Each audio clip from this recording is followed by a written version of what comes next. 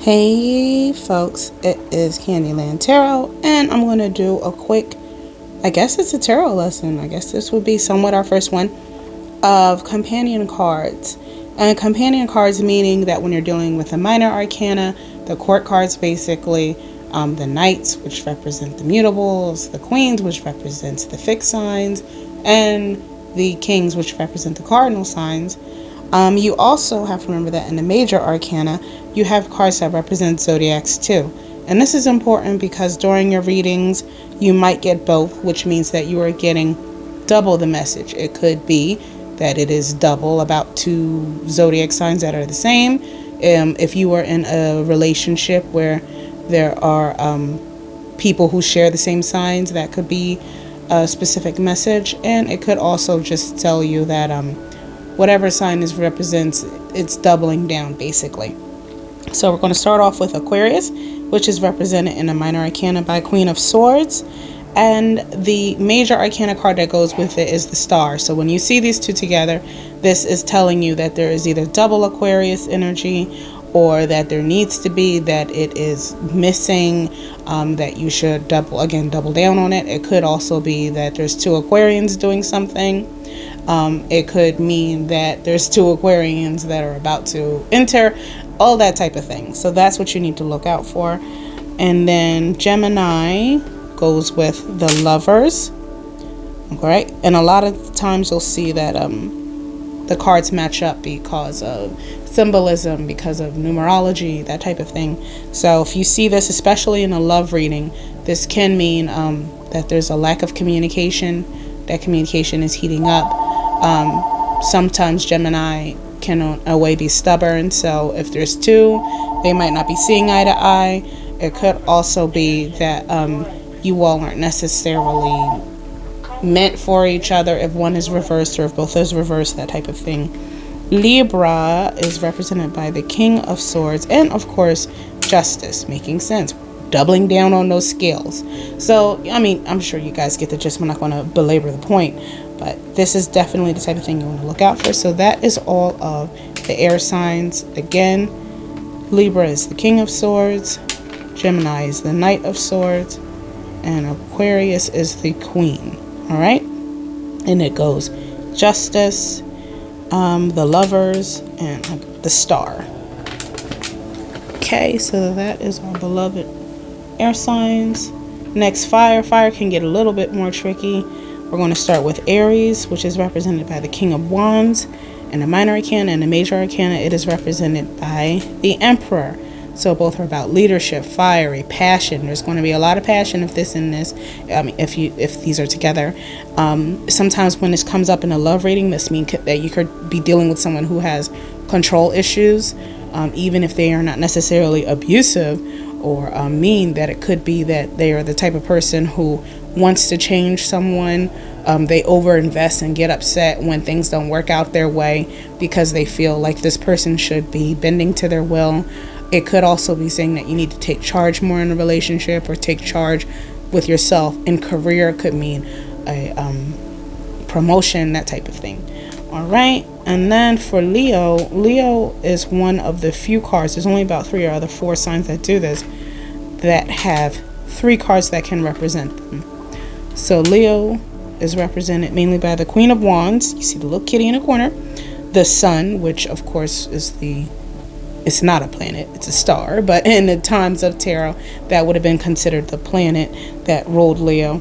And the card of Strength, which sometimes the numbers interchange on strength. Sometimes it's 8, sometimes it's 7, sometimes it's 11. But anyway, if you see all 3 of these especially, this is really calling you to have courage. It could mean that there is a serious love triangle coming on if you have any of these reverse. It could be vanity. It could mean that it's time to move on and show courage. Doesn't matter if it's in a relationship or a career. This is usually telling you, and it's generally a good thing. Even if it's a love triangle, that just means that there's truth that's going to come to light. So definitely pay attention if you get all 3 of these. We'll move these out the way. There's so many of them. And last but not least, Sagittarius is represented by the Knight of Wands, and it is matched with Temperance. Excuse me, guys, I'm getting over a cold. So with Sagittarius, the Knight of Wands is usually a card of like reckless youth, but also intellectual, very intelligent. And Temperance is more of a card of discipline and keeping everything together and balancing act. And if you think about it, all of those things really do encompass Sagittarius. As reckless as they can also be very disciplined in other areas. And they are famously intellectual, even though they also sometimes famously make the craziest, most why the hell would you do that decisions. So this is all about the balance. When you see these two together, this is telling you to let go of any of the reckless ways or that you're being too reckless. When you're seeing this together, this is Sagittarius really telling you that you have to double down on the discipline. You have to really double down on being honest with yourself and taking yourself to task, or someone else. You might have to really read someone's book as opposed to just giving them the benefit of the doubt. All right. So again, Sagittarius is represented by the Knight of Wands. Leo is represented by the Queen of Wands. And Aries is represented by the King of Wands. The Emperor, Temperance, the Sun, and also Strength. Okay. Who's next? Who do I want to do next? Who's closest by me? Let's do our water signs. All right. The King of Cups represents Cancer. And this is where we have a little deviation. It's usually like in the books, if you read a tarot book, something very traditional. The Chariot is going to be its companion card. But I was taught by a person who taught me tarot and who had been doing it for a very long time that the moon represents Cancer, which in the realm of zodiacs, again, the moon is obviously not a planet, it's a moon, but during the times of tarot would have been considered a planet, and this would have been what ruled Cancer. Okay, so I would go more with the Chariot. Excuse me. If you see it come up in a reading, but if you see the moon come up in a reading, I would still really pay attention to it. I would just say the moon is more so. Let's break it down like this. The main claw, okay, the really big claw, if we're talking about like a king crab or something, we'll say that can be Cancer's nature, also of recklessness, of just heavy emotion going forward. Cancer doesn't really do a whole lot of reminiscing in the past. Once whatever is over, they just keep going forward. And if you see the moon, then you can apply it to the other claw of sometimes Cancers are very inward. They can really converse or talk with anyone, but a lot of times they just choose not to. And this could be more so a Cancer reevaluating life, reevaluating the other people around them, or calling for them to do so. If you see all three together, definitely take that as a meaning that there is a Cancer coming, a Cancer here who is, supposed to be represented, or that they need to be doing both. They need to go forward while also reevaluating themselves, that type of thing. Okay, so that's them.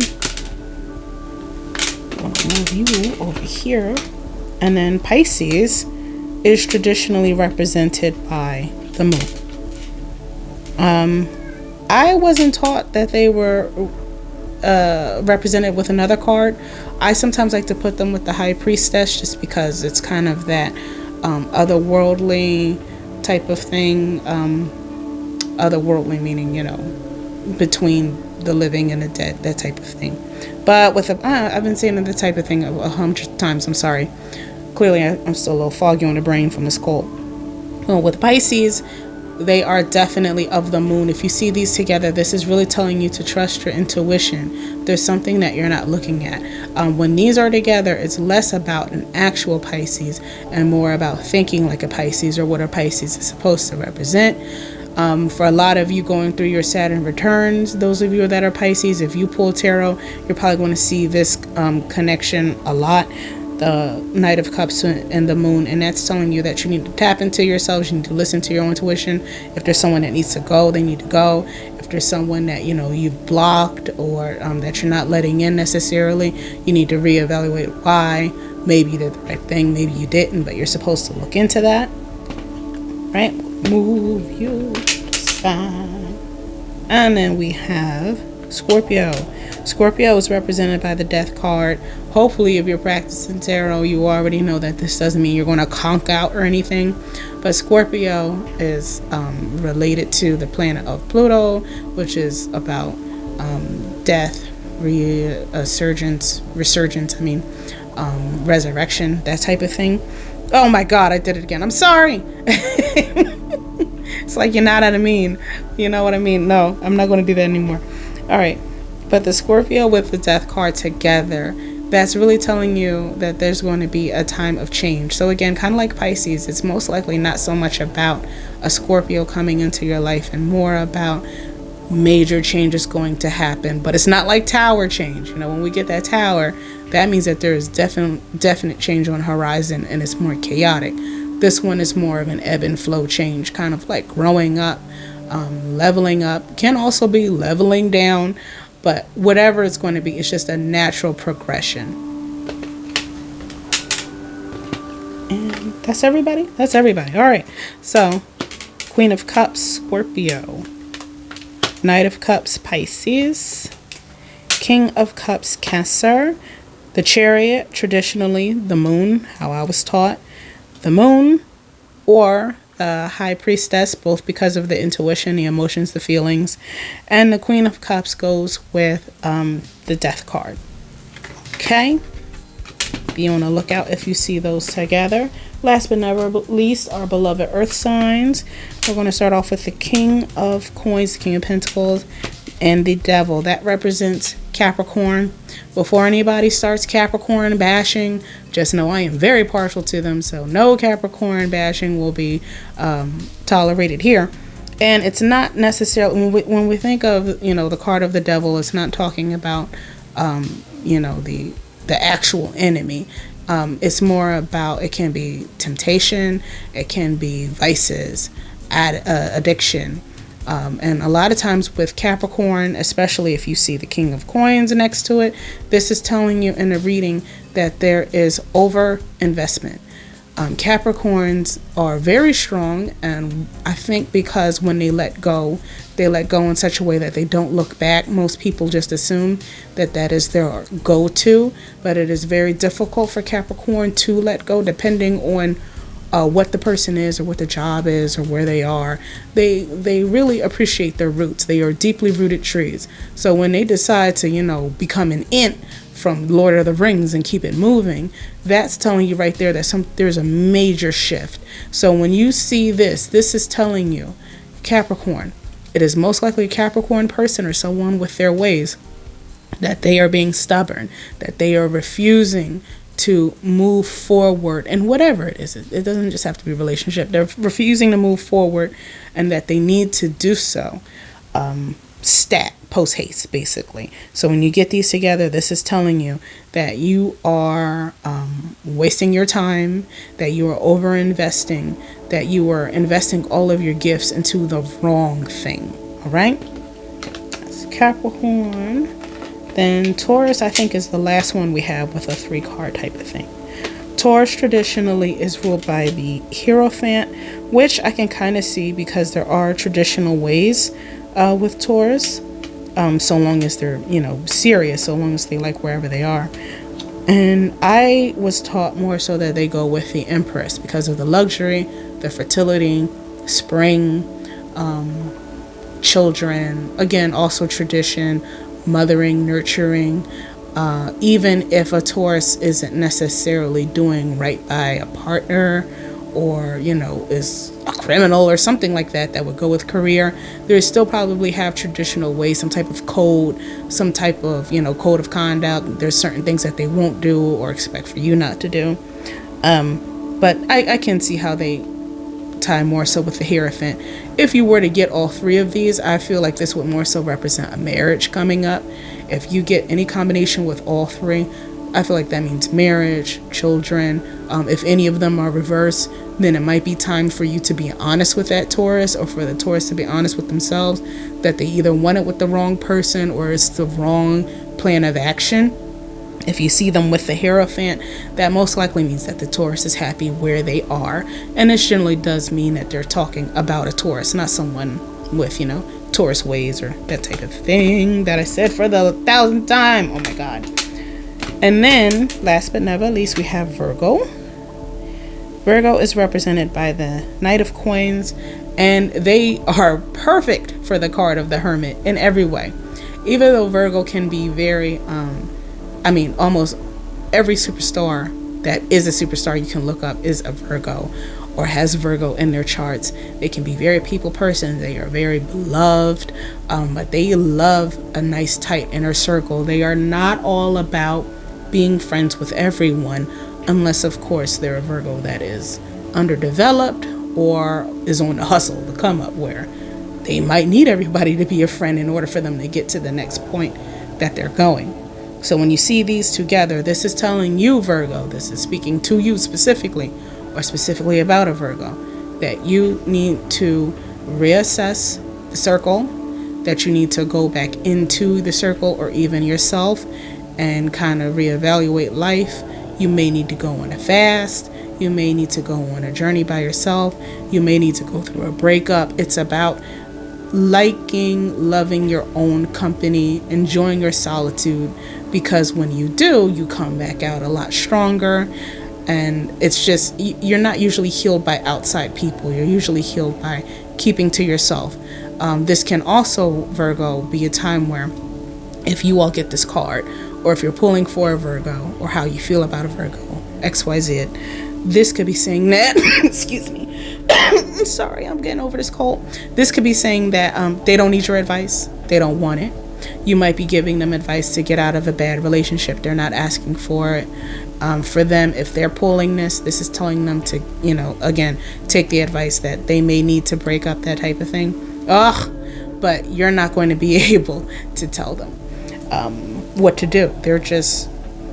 They're people where if they want advice, they're going to seek it. They also sometimes will want to hear something opposing to what they want to do, just so that they can either rule it out or consider it later on. Not necessarily because they're going to take it.